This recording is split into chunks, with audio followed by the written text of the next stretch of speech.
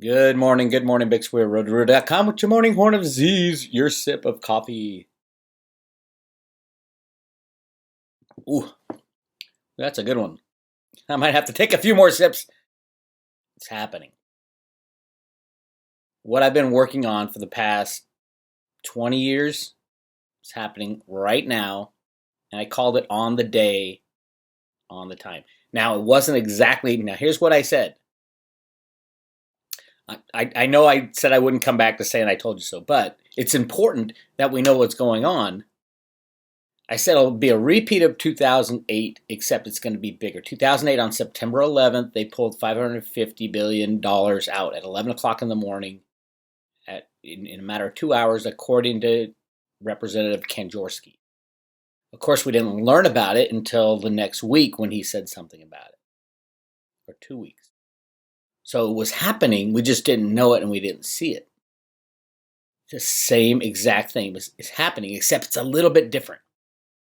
And what's happening now, it happened on September 11th, but it's not going to be one, jolt where they take all the money out at that moment. They're taking out more and more and more every day. That's why you're seeing the Fed having to expand this bailout program with the repos. More and more every day. So it did happen on the 11th again. I called it 6 months ago. If you go to roadtoroota.com, in the timeline area, there's 7 videos about why, who's doing it, how they're doing it, and why they're doing it. roadtoroota.com is the bomb. I'm telling you. And this is 20 years of work. And it doesn't come from me. It comes from analyzing what the Fed does, what they've been doing. And there's so much more that's going to happen. Join the Road to Roota. Anyway, here we have it. Second term repo oversubscribed as funding shortage keeps getting worse and nobody knows why. Yesterday, they increased the $75 billion nightly repo to $100 billion per night. Not only that, they increased the 14-day repo from $30 billion to $60 billion. It is happening, and it's increasing and increasing. It's not going to stop. Let me say that again. It's not going to stop until the job is done. The job was not done in 2008. The job was not done in 2001. The job was not done in 1987. Each time the good guys tried to take out the bad guys, the job was not done. This time, we have hope. It's going to get worse. It's going to double and triple, quadruple. Ultimately, like I said, they're going to have to come in front of Congress. Congress is absolutely destroyed as far as working together. Might be part of the overall plan. The insanity of this whole impeachment thing doesn't make any sense unless you put it into the Road to Roota perspective. That we cannot have a Congress that works together to bail out the banks. Does it make sense now? There's no way Congress can work together with this impeachment thing running. It is all these pieces are coming together on the Road to Roota. I get it if you guys can't afford the Road to Roota. It's $299 for a year, but you get 10 theta, 100 theta, 500 theta fuel, and you get a silver coin. And you get all the insight, 3,000 articles over my 20 years of research. But if you can't do that, I put a lot of stuff on Patreon. So you can join the Patreon right here. That's the Road to Roota Patreon. It's only $10 a month. Now is the time to be locked into the Road to Roota. I'm telling you, there is no doubt in my mind. And obviously, I hit something. I hit the nerve of something. September 11th, 2019.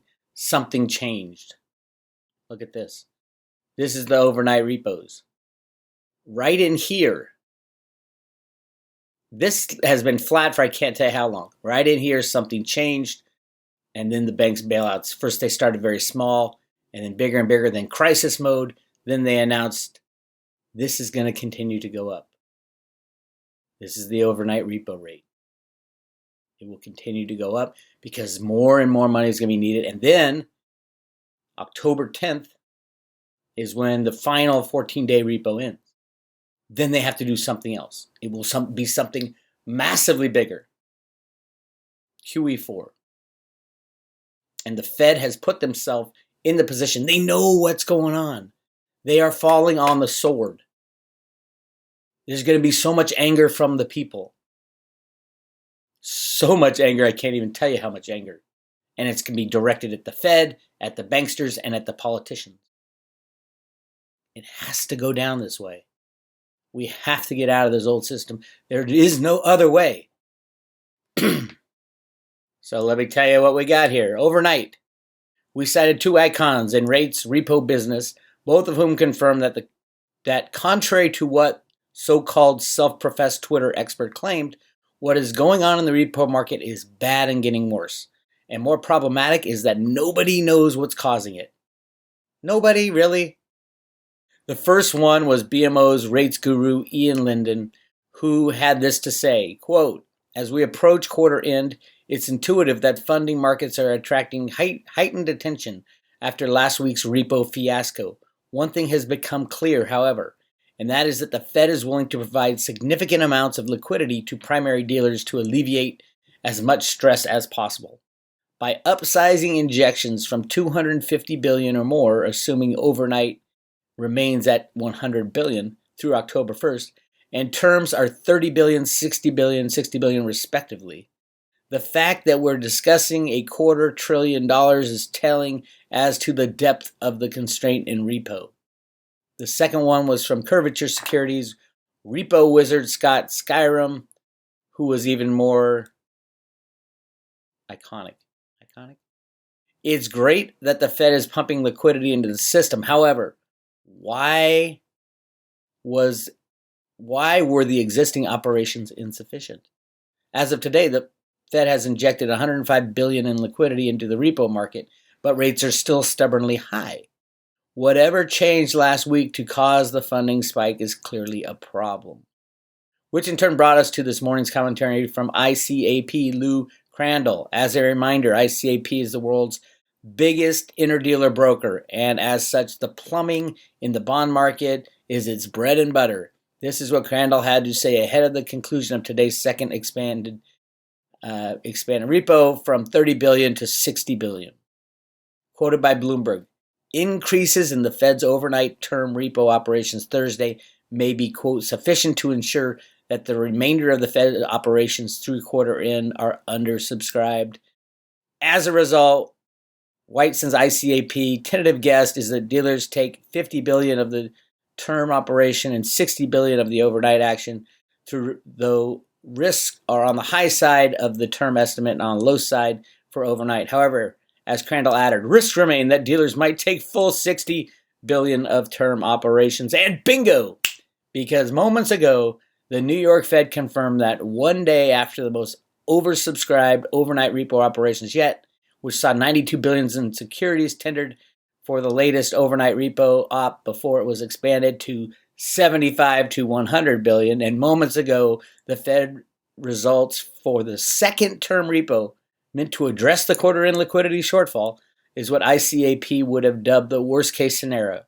Not only was it oversubscribed, but it was so by a whopping $13 billion, as some $72.5 billion in securities, $43 billion in treasuries, $29 billion BN in NBS, and $0.5 billion in agencies were submitted for today's $60 billion repo. So the 14-day repo that they had to double from 30 to 60 was oversubscribed by $13 billion.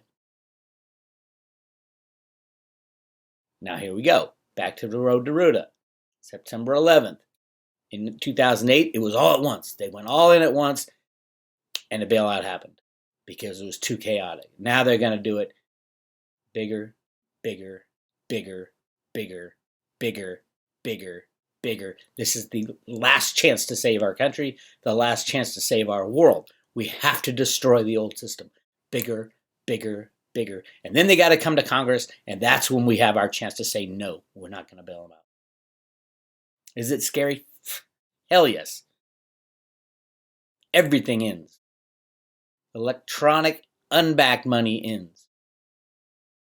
And it's not the electronic money. It's the debt factor. Cryptocurrencies are not debt.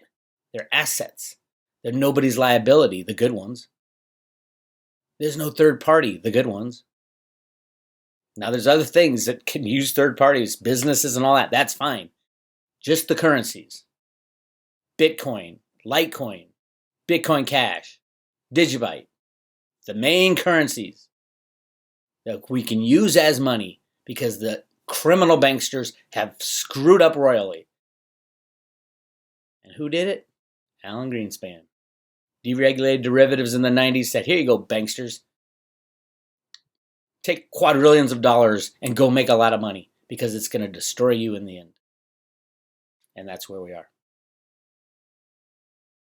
Great article on altmarket.com. The Fed created the everything bubble and a liquidity crisis. What happens next?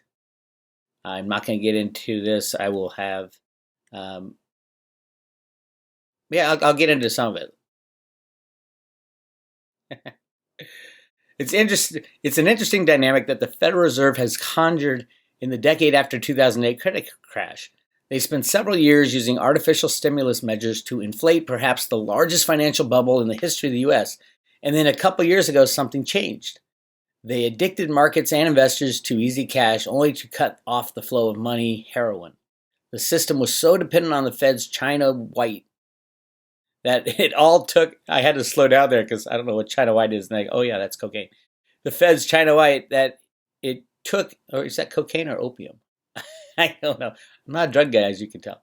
The system was so dependent on the Fed's China white that all it took to give everyone the shakes was interest rate hikes to a neutral rate of inflation and a moderate balance sheet sell-off.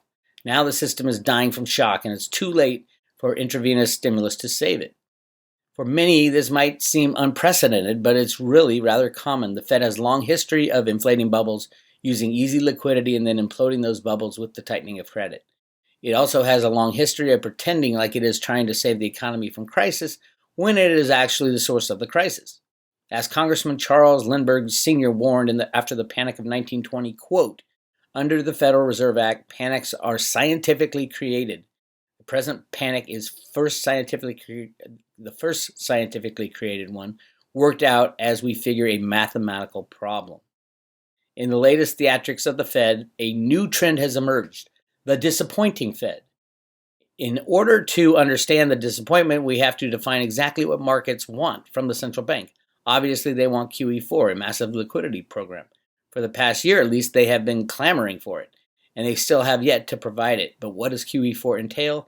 In order to institute a new QE marathon, the Fed would have to, 1, lower the Fed's rate to zero. It's practically there now. Number 2, lower the overnight repo lending rate to zero, which means massive injection.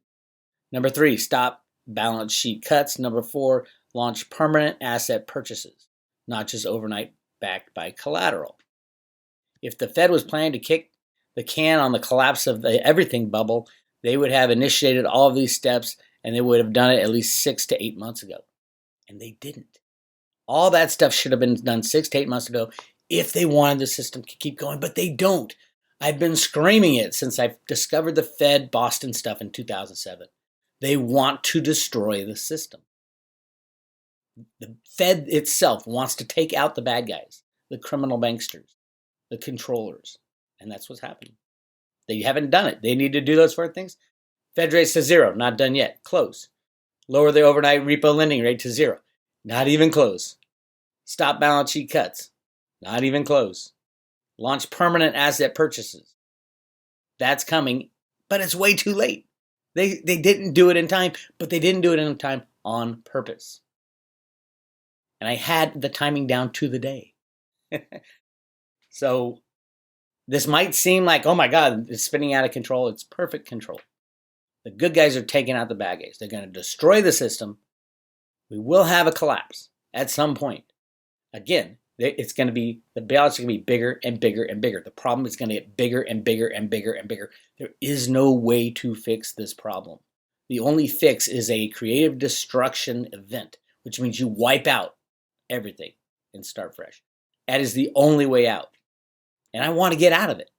And then we start fresh. And how do we start fresh? Sound money, sound principle, sound governance. Money that's not controlled by people or governments. Money that's controlled by mathematics. No, sorry, gold bugs, that ain't going to happen. I'm not saying gold's not going to go up. It is, because it won't be rigged. But it's not going to be used as a form of money. It's not going to be used as a real significant store of wealth. Why do you need it? Why would you want it? All the bankers have all the gold. They already won that game. Watch for Litecoin, my friends. I'm just saying, we need a peer-to-peer cash system that's not controlled by governments. The Fed even wants it. That's why they're doing this. They know that's how the future has to go. Check this out. Just to throw a gigantic monkey wrench into this whole mess. Chaotic mess. Global shipping industry rattled by U.S. sanctions on China tanker firms.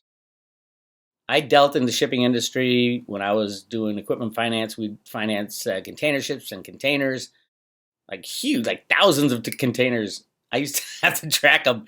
It's all done by computer, but then you lose track of them, and then you get some customer giving back. I had 3,000 container ones come back, and they're all over the world. Yes, it's insane.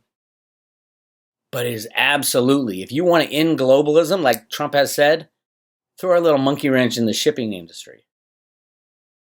The global shipping industry was thrown a curveball on Wednesday when the U.S. imposed fresh sanctions on Chinese entities and people who it accuses of deliberately purchasing oil from Iran in violation of Washington's sanctions against Tehran. The U.S. Treasury Department announced new sanctions on 5 Chinese nationals and 6 entities, including a unit of Costco shipping, not Costco the grocery store or the bulk food store. Costco the shipping mega company, who were knowingly violating restrictions on purchasing Iranian petroleum.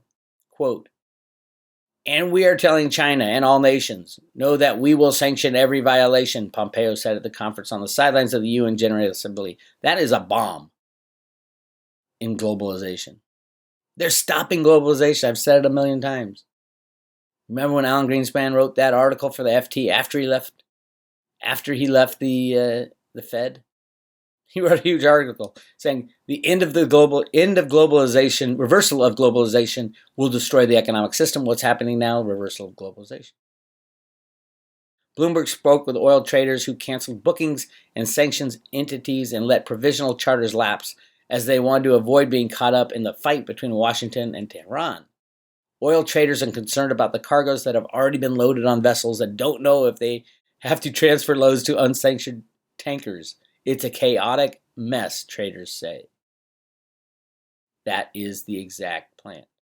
Recent missile and drone attacks on Saudi Aramco oil facilities in Saudi Arabia, mostly blamed on Iran, have boosted oil prices and driven up concerns about regional war. I don't know if the good guys want the price of oil to go up or down.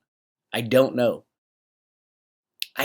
From the Road to Roota documents, it goes down, and that's how it destroys the banks.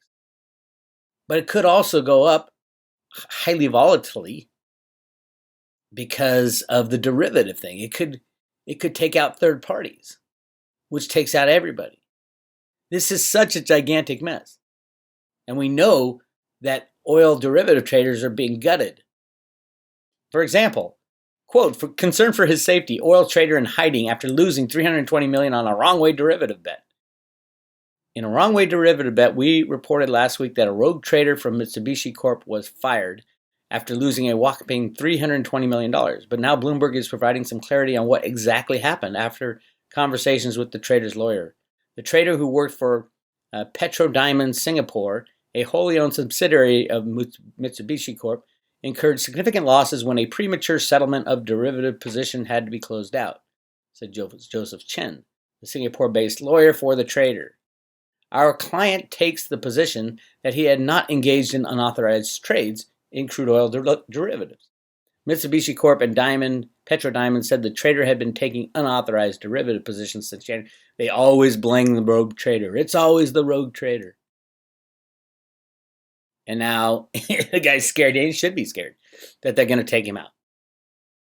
If you own Mitsubishi and you authorize this derivative transaction, and you got a rogue trader who's going to come and say there was nothing rogue about it. Here's the documentation that I had full authorization to put these crazy derivative bets on.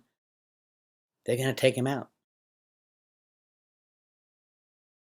Just like they took out this guy. Danske Bank executive at center of massive money laundering scandal found dead.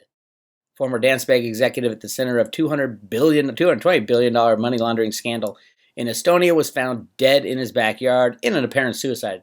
Probably 3 gunshot wounds to the head. ERR reported Wednesday that after several days of local police searching for Avar Rehi, who was in charge of Danske Bank in Estonia from 2006 to 2015, was found dead in a forest near his home at approximately 9:30 p.m. near the capital. There's the guy. He is gone. The road to ruin is happening. We're in the middle of it. And it's going to get worse. It's going to get worse. It's going to get worse until it finally comes to Congress. And they say, we need $20 trillion to bail out the banks. Congress can't agree to how to tie a shoe. It's not going to happen. Poof. Banks are gone. All these banks are too big to fail banks. Everything I'm talking about, it has to work smooth as possible or it all falls apart. The stock market rigging is going to continue to the very last second. It's 100% controlled right now. Till the very last second, the bailouts will get bigger and bigger and bigger because the banks need more and more and more money. As far as cryptos, Friday's expiration of the COMEX Bitcoin contract, I don't think any of it matters. I think it's all going to zero. I think that, again, if the banks go down, the exchanges go down. We're not going to know what the price of cryptos are. You're not going to know what the price of gold and silver are. But know they have massive value in the new system. If you can hang on till then, hang on until all this shit is worked out, one way or the other, which the only way there is to destroy the derivative market, which destroys all the banks. If you hold your assets in your own possession, that is the future. That's where you get your $1 million Bitcoin. That's when you get your $250,000 Litecoin. That's why we're into cryptos if you're an investor and you know what's going on. It's the destruction of the old system and in the implementation of a new system. So hang on tight, my friends. Again, if you want to be right on the leading edge, join the Patreon, especially join the private road. You can go through all these. I posted these. There's over 3,000 pages on the road to Roota, so check it out. But I posted these. I mean, look at, there's Roota writing in the sand, 9/11. I discovered that in 2007. And when did this happen, this one? On 9/11, 2019. It's been a long road, my friends. But it is happening, absolutely. That's all I got for you. I'm going back to my coffee. This is Bix Weir, roadtoRoota.com. Talk to you later.